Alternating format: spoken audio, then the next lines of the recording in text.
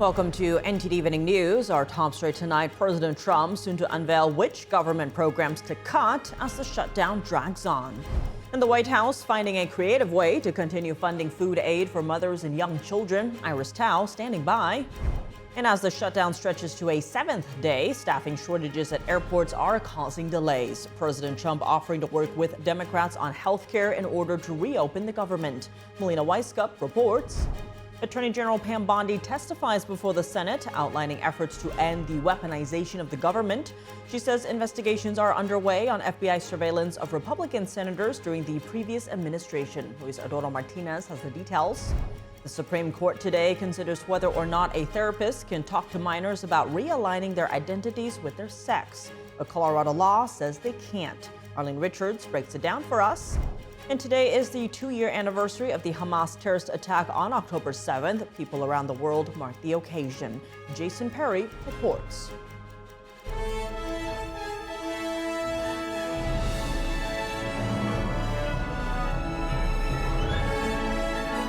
This is NTD Evening News, live from our global headquarters in New York City. Here's Tiffany Meyer. Good evening and thank you for joining us tonight. President Trump teasing upcoming cuts to government programs as his White House finds a creative way to keep funding important food aid. Joining us now live is NTD's White House correspondent Iris Tao. Good evening, Iris. What is the latest on the government shutdown?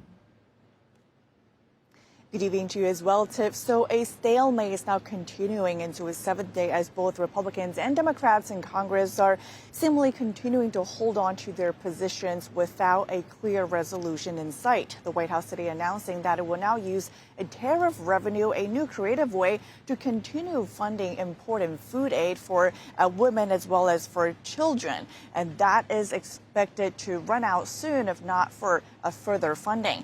Meanwhile, President Trump today again blaming the current government shutdown on Democrats. It says that he will soon unveil permanent cuts to some government agencies and programs. Watch.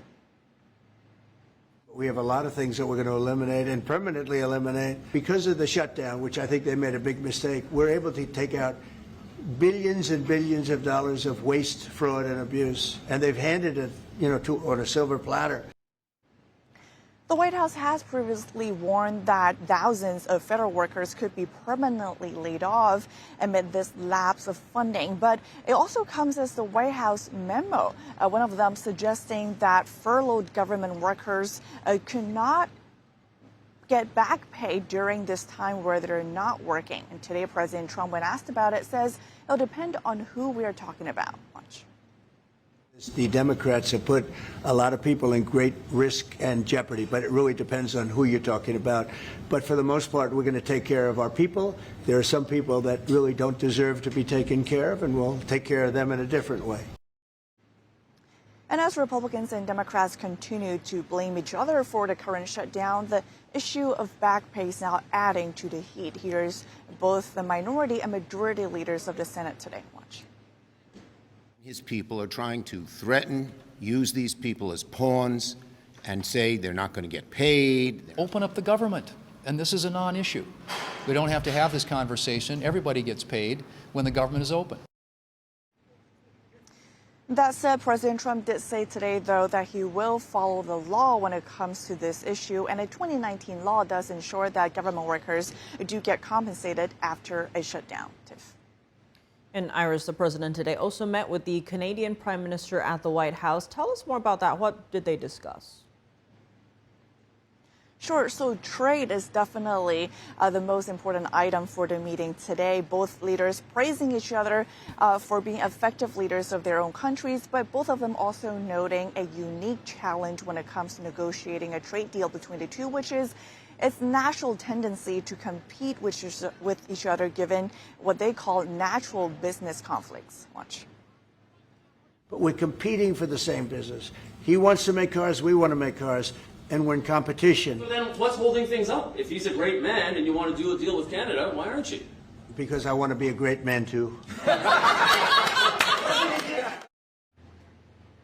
So the close proximity and also competitiveness in the same industries are reasons why President Trump says the two countries have yet to strike a trade deal yet. But he says they are working on a formula for a tariff deal between the U.S. and Canada. Tiff.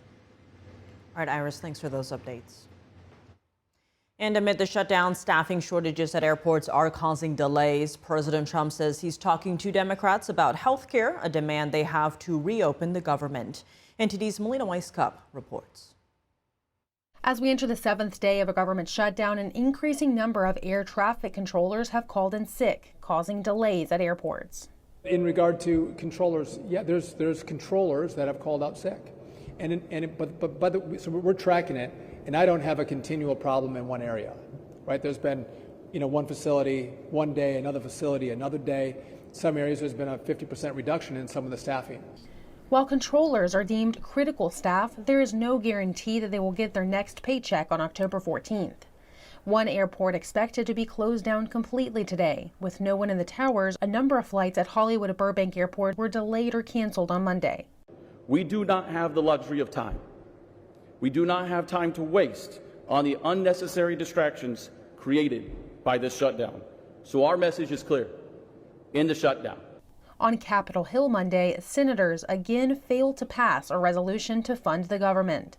Democrats and Republicans remain headstrong on their positions. There's nothing for us to negotiate or to debate right now, because the House already did that. The House did its job. We passed our bill. We did the job to keep the government open, and now it's on the Senate Democrats. Democrats, we're standing up for all these health care programs, for Medicare, Medicaid, NIH, for the Affordable Care Act, for the protection for the premiums and the health care of every single American in our country. President Trump says he's talking with Democrats on health care, though he wouldn't say specifically who the White House is negotiating with, a statement Democrat leaders dismissed. We have a negotiation going on right now with the Democrats that could lead to very good things. What kind of and I'm talking about good things with regard to health care. Are you speaking with Democratic leaders? What kind of negotiations? Well, I don't want to say that. Do you know what Donald Trump was referring to when he said he'd been speaking with some Democrats? They later, as I understand it, he has not been speaking to any Democrats. Only 5 more Senate Democrats are needed to join on the Republicans' bill to fund the government through November. The Senate plans to continue voting, Republicans hopeful that the repeated votes will pressure rank-and-file Democrats to fold. Reporting from Washington, D.C., Melina Weisskopf, NTD News. Attorney General Pam Bondi testified before the Senate for the first time since her confirmation hearing. Our Washington correspondent, Luis Eduardo Martinez, has the details of the hearing. Even when the government is otherwise shut down because of the Democrats, the department's law enforcement officers and prosecutors are hard at work fighting crime, keeping our streets safe, and protecting you from the threats, foreign and domestic. The main focus of today's hearing was Operation Arctic Frost. Senator Chuck Grassley, the chairman of the Senate Judiciary Committee, released additional information on an FBI operation during the previous administration that spied on at least 50 conservative groups, and now we've learned that it also spied on at least 8 Republican lawmakers. As to ending the weaponization of justice, we learned that former FBI secretly investigated you and your colleagues. Why? They wanted to take President Trump off the playing field. They were playing politics with law enforcement powers and will go down as a historic betrayal of public trust. Democratic lawmakers defended the Biden administration, while Republican senators outlined the numerous cases where the Department of Justice under the previous administration was weaponized against conservatives and in favor of Democrats. President Biden retained President Trump's FBI Director Christopher Wray, who President Trump then fired. President Biden never directed the Attorney General to prosecute his political opponents. President Biden never fired his own political appointees for refusing to prosecute his targets.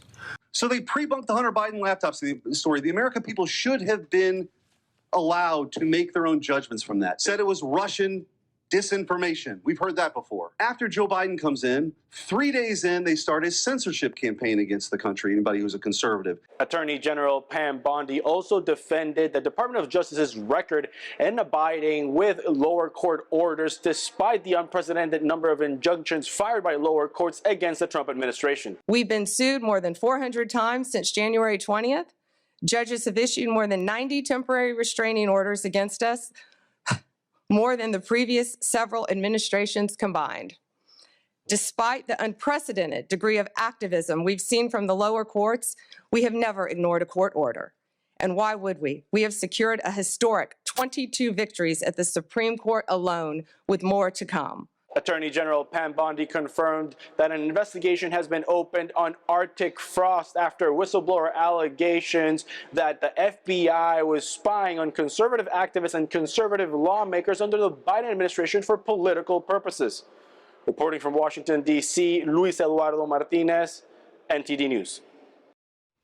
As Attorney General Pam Bondi faces questions about the FBI's 2017 surveillance of Republican senators, what factors are hampering the DOJ from cleaning house? Tonight on Capitol Report with Steve Lance, hear from constitutional scholar Horace Cooper. That's at 7 p.m. Eastern Time here on NTD. A majority of Supreme Court justices today appear to view a state law that bans therapists from trying to change a person's sexual orientation or gender identity through counseling as unlawful. NTD's Arlene Richards has more. The Supreme Court justices today tackled a very narrow issue that pegs a healthcare provider's state licensing requirements against free speech rights.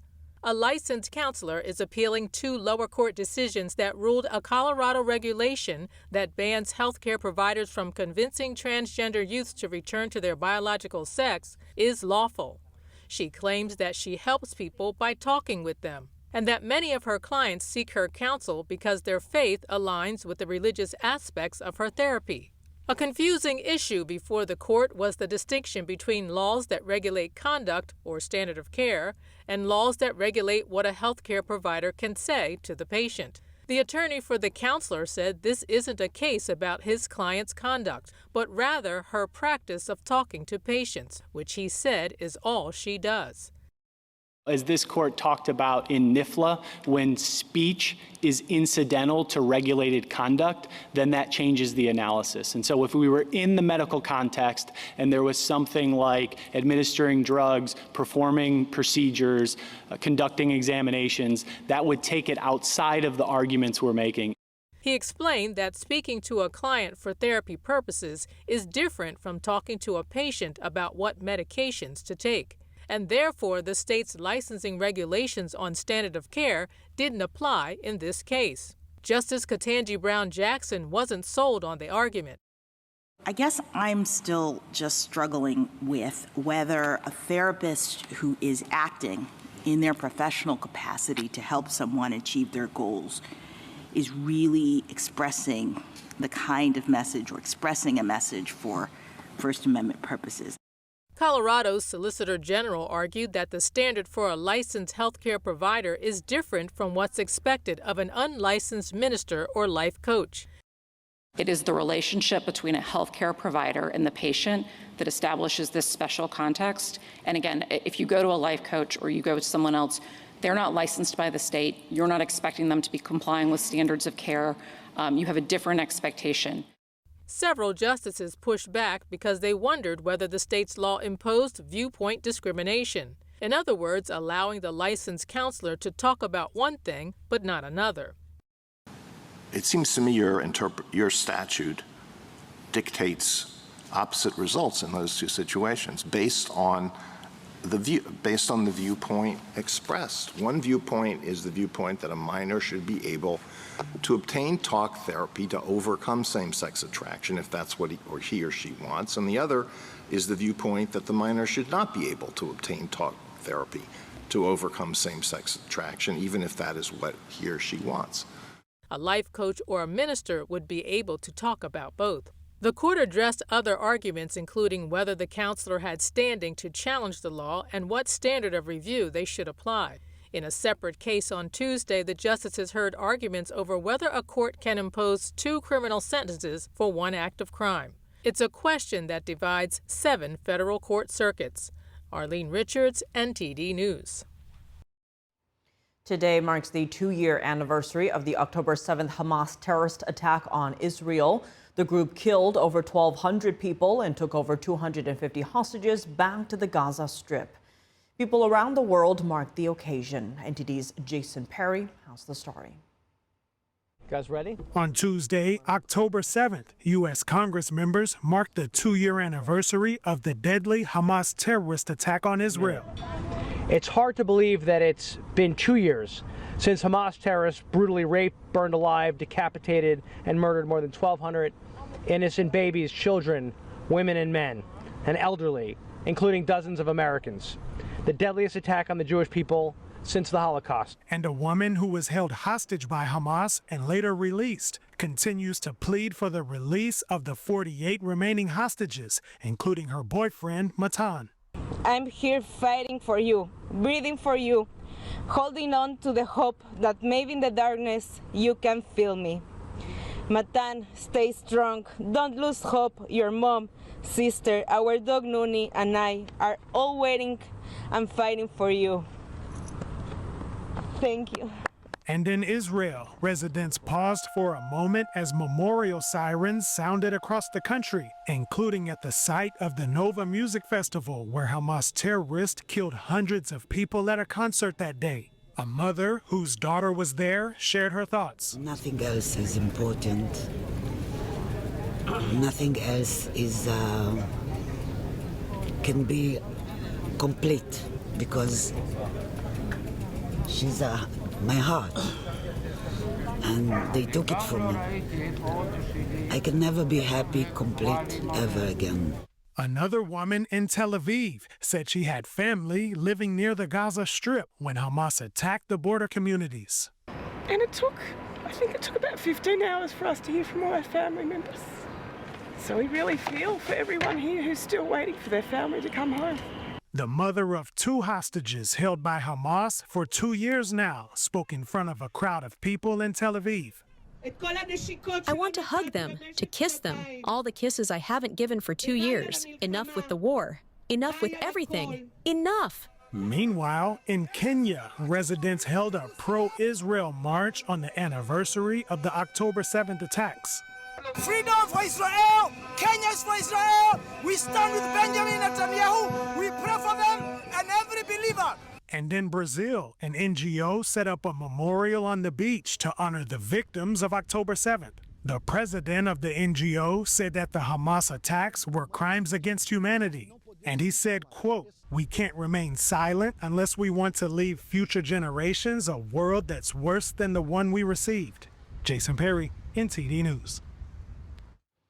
Coming up, National Guard troops from Texas are already on the ground in Illinois, while the Trump administration faces legal challenges over the move. Jason Blair reports.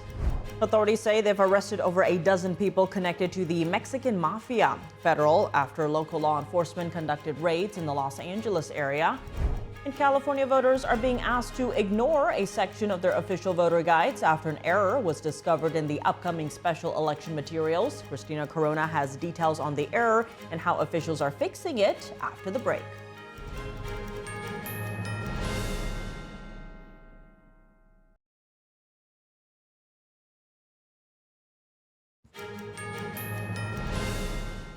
Welcome back. I'm Tiffany Meyer. Texas National Guard troops are already in Illinois, according to Texas Governor Greg Abbott. The deployment is part of President Trump's plan to send troops to Illinois and Oregon to assist federal law enforcement. NTD correspondent Jason Blair reports.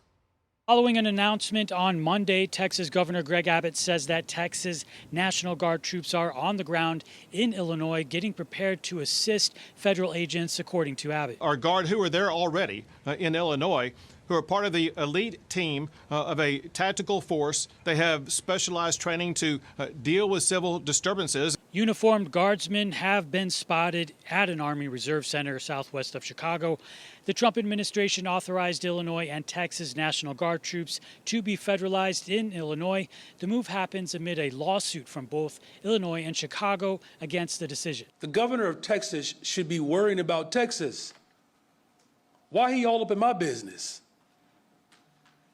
Focus on Texas. And the Department of Homeland Security says that a high-profile Latin King gang member has been arrested for allegedly putting out a $10,000 hit on Border Patrol Commander-at-Large Chief Gregory Bovino. Juan Martinez is in the country illegally and is currently being prosecuted by the Justice Department with soliciting the murder of a senior law enforcement official, according to the DHS. The bounty was put out on Snapchat. It said $2,000 for information after catching him and $10,000, quote, if you take him down. What happens between the kidnapping and the killing portion?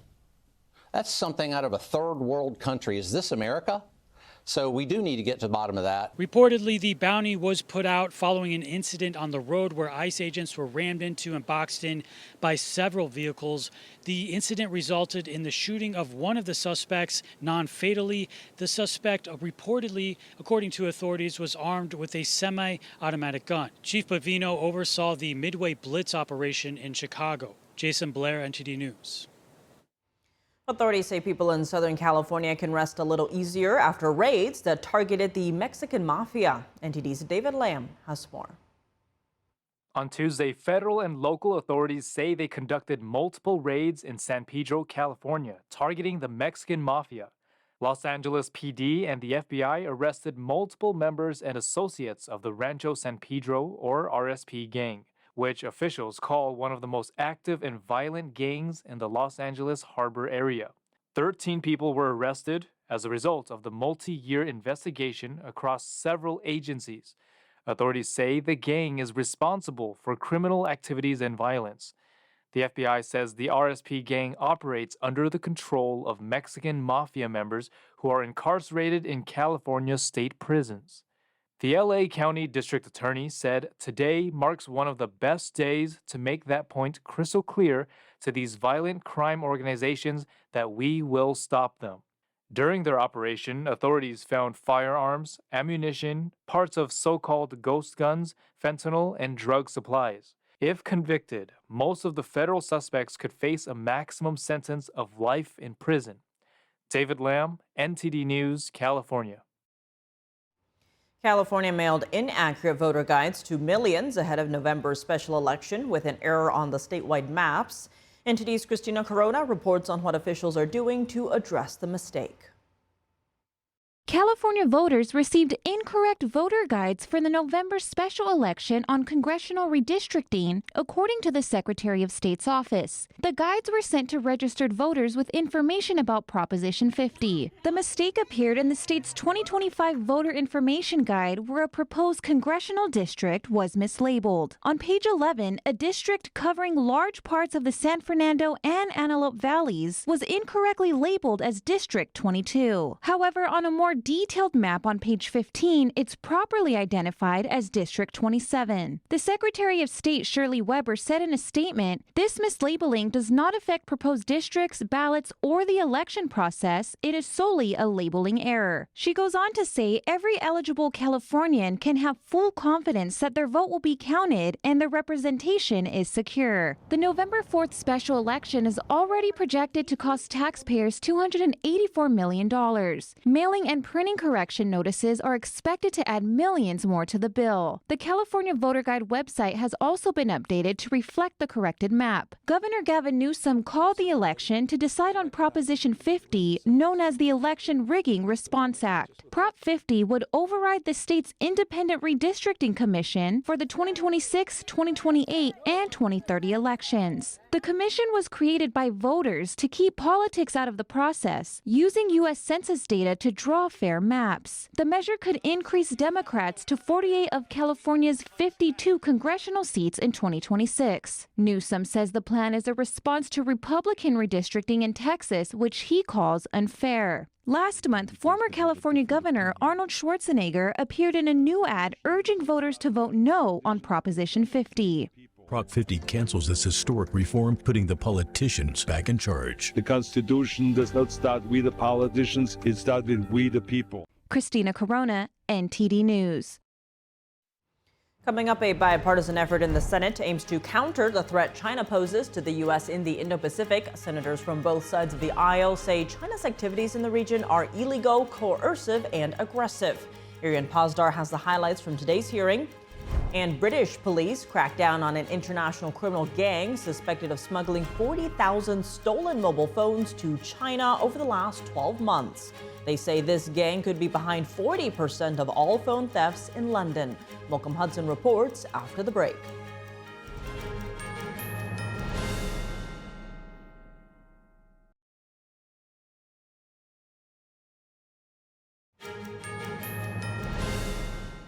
Welcome back. I'm Tiffany Meyer. As we're nearing what appears to be a peace deal between Israel and Hamas, we take a look back at the historic events that followed. NTD's Washington correspondent Jack Bradley has more.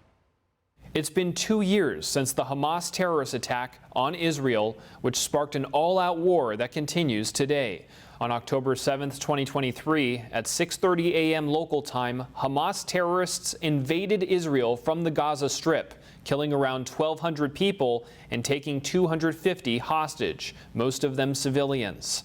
Hundreds of terrorists flew on gliders into a music festival and other places along the Gaza border, killing indiscriminately, wounding and kidnapping many of them children, holding them in underground tunnels.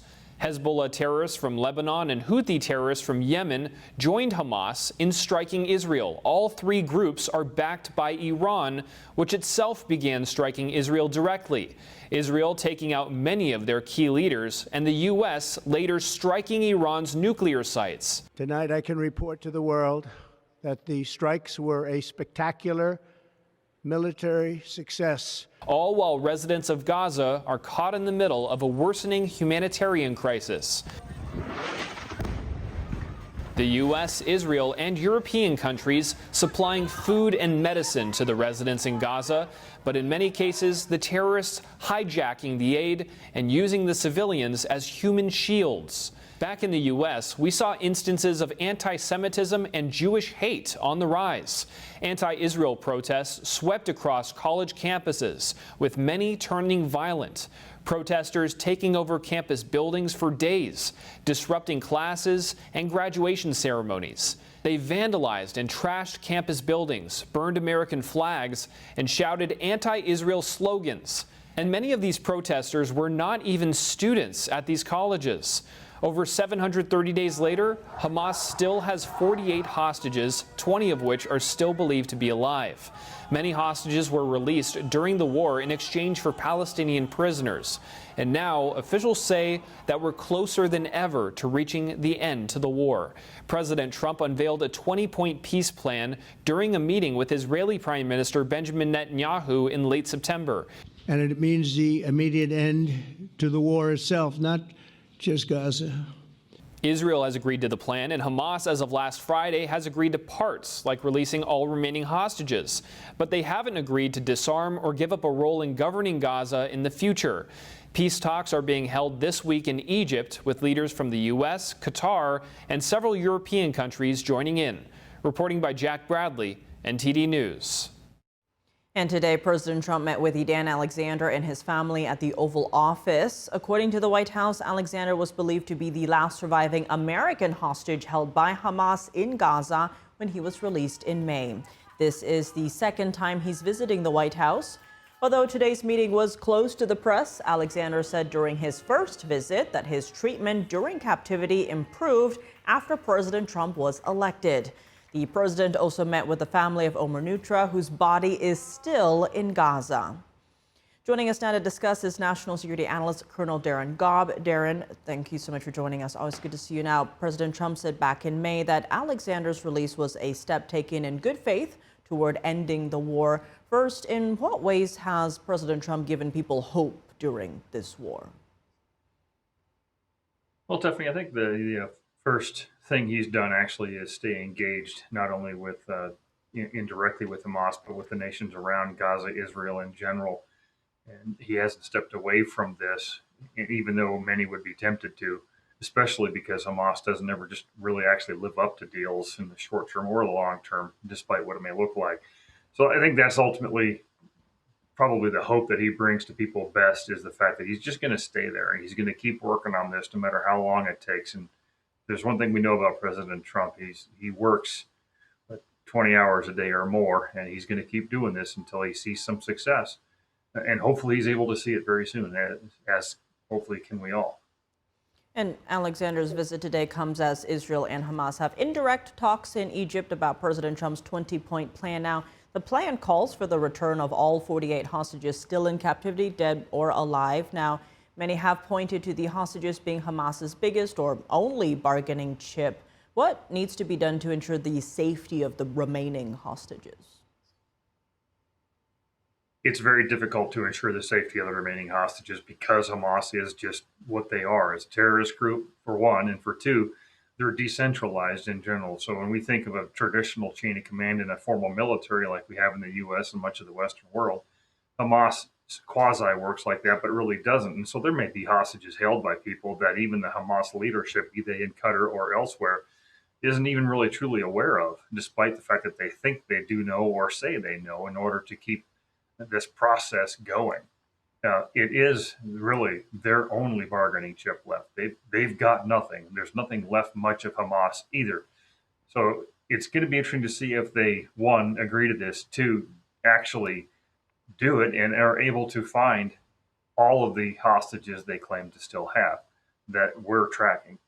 So remains to be seen, but I think it's good to hope for the best, but be realistic as well when it comes to dealing with Hamas. And on that note, in terms of the negotiations more broadly, we are seeing reports that U.S. Special Envoy Steve Witkoff and Jared Kushner are expected to arrive in Egypt tomorrow, though nothing has been confirmed publicly. Now, Israel's Minister of Strategic Affairs and the Qatari Prime Minister are also expected to join. How do you see the negotiations going from the information that we do have? Well, the information that we have, I think they're going to be able to agree to most of the points that Trump has already highlighted and then Netanyahu has agreed to as well. But you've already mentioned on this show that Hamas is not in any hurry to agree to giving up governance within Gaza or being rearmed at some day in the future as well. I think those two are going to be very difficult to overcome because Hamas knows that that's all they have. That's really truly all they have left from a distant future perspective, because they want to keep a foothold in Gaza. They want to make sure that it can do the best they can to turn it back into what it already was once, which was a 29-mile by 7-mile terrorist camp. And they're going to want to keep trying to do that. That's for sure. So those are going to be the two hardest ones to overcome. And all this, of course, is presuming that they do actually give up the hostages. And Darren, all of this comes as lawmakers on Capitol Hill have warned of growing anti-Semitism here in the U.S. following October 7th, with the Anti-Defamation League saying that anti-Semitic violence reached a new high last year, a 344% increase over the past 5 years. In your view, what needs to be done to better protect the Jewish community here in America, not just abroad? Sure, and it's not just anti-Semitism, by the way. It's actually an anti-Christian and Western hatred in general that has affected a lot of different places.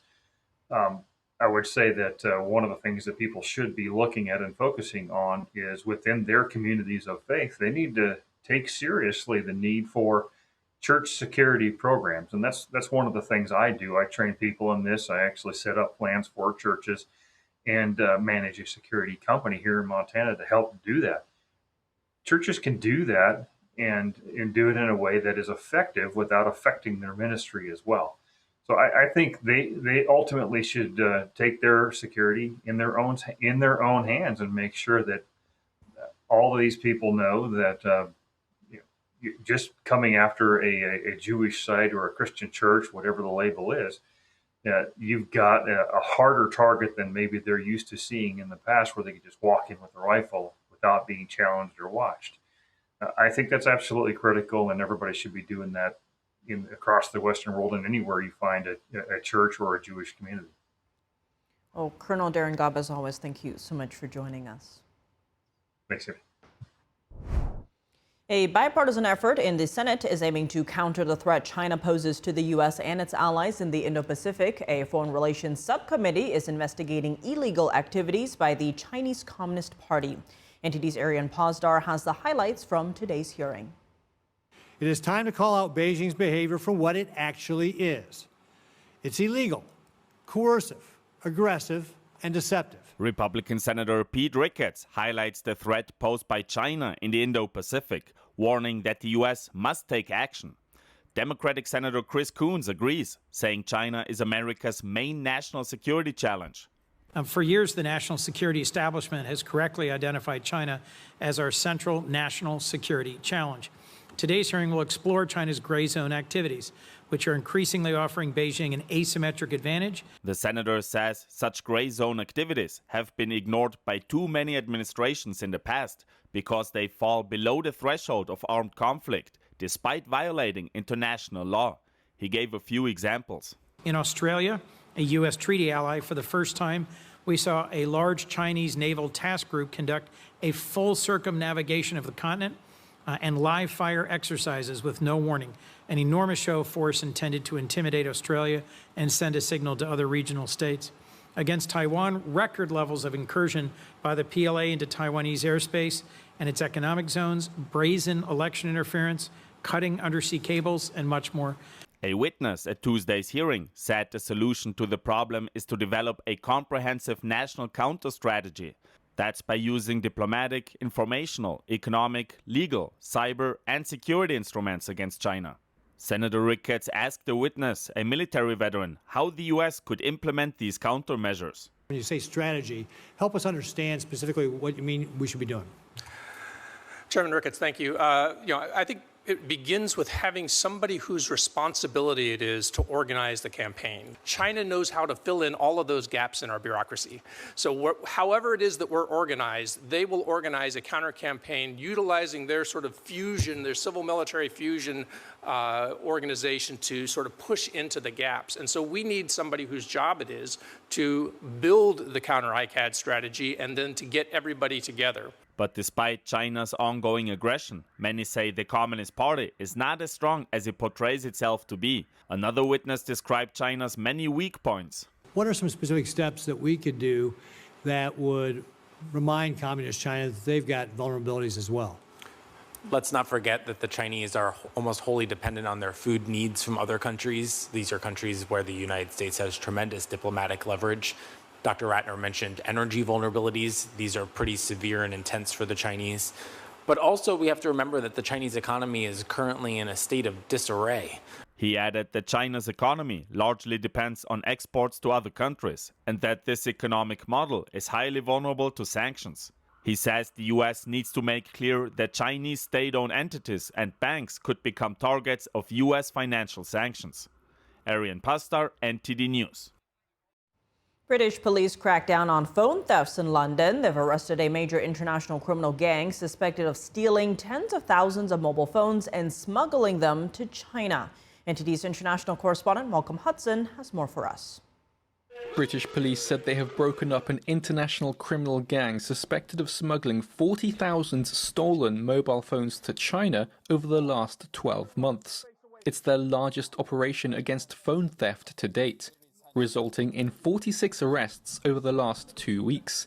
Police said the gang could be behind about 40% of all the phone theft in London, which, like other global cities, has seen a surge in the number of devices stolen in recent years, driven by a lucrative international market and facilitated by fast getaways on e-bikes.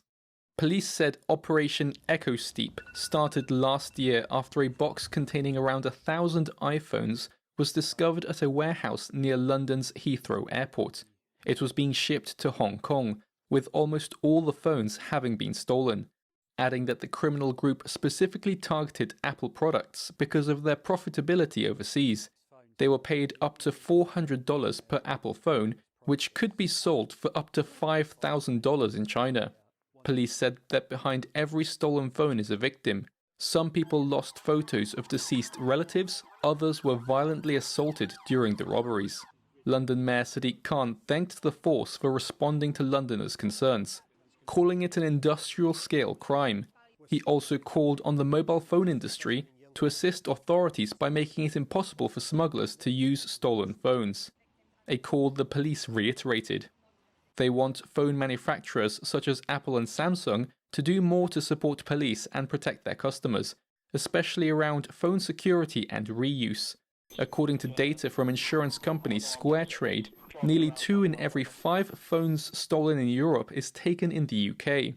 Crime and Policing Minister Sarah Jones said Operation Echo Steep sent a clear message to criminals, saying the government is putting more police on the streets and arming them with stronger powers to tackle criminals and make streets safer. Malcolm Hudson, NTD News. Coming up in baseball, the Yankees need a win just to stay alive. Meanwhile, the Tigers and Mariners play a crucial Game 3. Dave Martin joins us to discuss when we come back.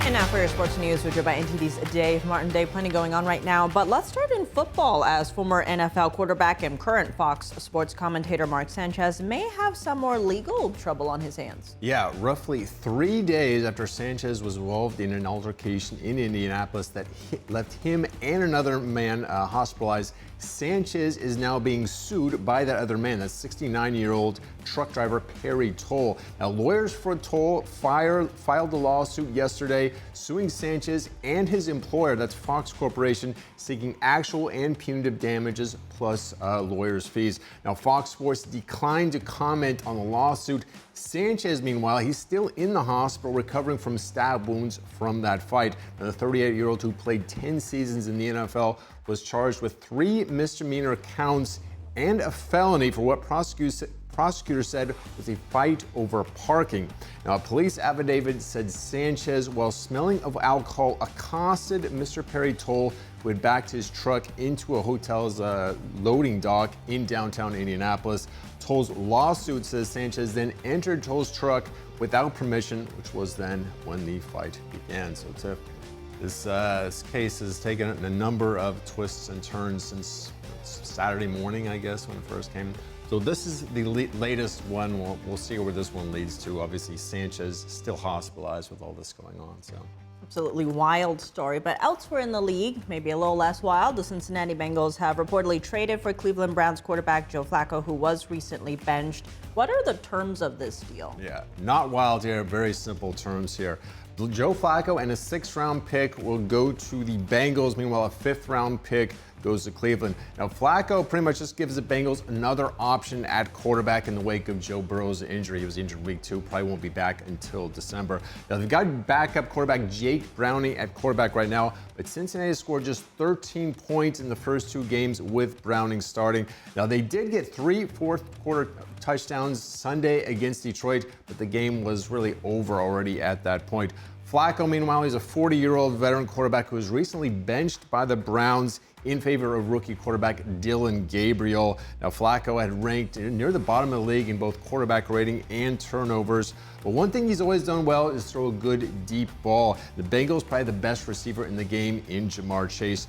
Now, meanwhile, neither team, though, has confirmed this trade. So, Tiff, this is just kind of an FYI for your fantasy football team. I know you're kind of set at quarterback with Patrick Mahomes, but if in case you wanted somewhere else, just some other options for you. All right, some room-int then for me. Shifting gears to hockey, though, nearly 4 months after winning their 2nd straight Stanley Cup trophy, the Florida Panthers begin their title defense today on the NHL's opening night. What matchups do we have to start the season? Yeah, we've got a triple header here. Now, first, the Panthers are hosting the Chicago Blackhawks. The game actually started at 5 p.m. Eastern Time. Now, entering the second period was the last score I saw. The score was 2-1 Panthers there. Now, Panthers will start the season without captain Alexander Barkov as well as Matthew Tkachuk. Now, Tkachuk is thought to be out until December with a torn adductor muscle. Meanwhile, Barkov is recovering from surgery on his ACL and his MCL in his right knee. Return date on him has not been announced yet. So that's game 1 of this triple header. The second game, Pittsburgh Penguins at the New York Rangers at 8 p.m. Eastern Time. Now, this summer, the Rangers hired former Penguins coach Mike Sullivan as their head coach. Penguins, meanwhile, will have the trio back: Sidney Crosby, Chris Letang, and Evgeny Malkin for their 20th season together. They are the highest scoring trio with a single team in NHL history. And in the third game, Colorado Avalanche playing at the LA Kings, and that'll be at 10:30 Eastern tonight. And I don't have much to add about that game. But we got 3 games starting here on opening night. It's a late night for you. Looking at the baseball playoffs, though, we have a pair of American League Division Series games today. Yes, Tigers versus Mariners Game 3 is today in Detroit. It was supposed to start at 4 p.m. Eastern Time. It's now in a weather delay. It's scheduled to start at 7 p.m. Eastern Time. Now, this series is all tied up at 1. Tigers won Game 1 3-2.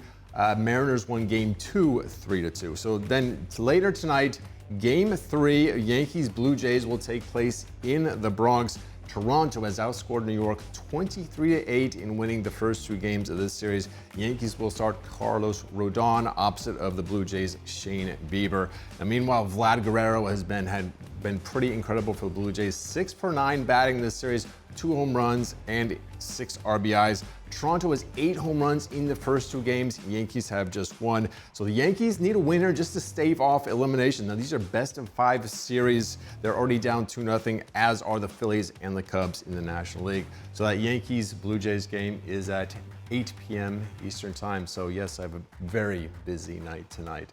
Not an easy job, Tiff. And we both know one technical director who's going to be very focused on that game. Yes, he is going to be he is going to be intensely watching this game. I'm sure I'll hear from him tonight. Well, Dave, as always, thanks for joining us. Thank you, Tiff. And that's all for today's news. For round-the-clock coverage, visit us at ntd.com/live or download our NTD app. Thanks for tuning in. I'm Tiffany Meyer. Good night.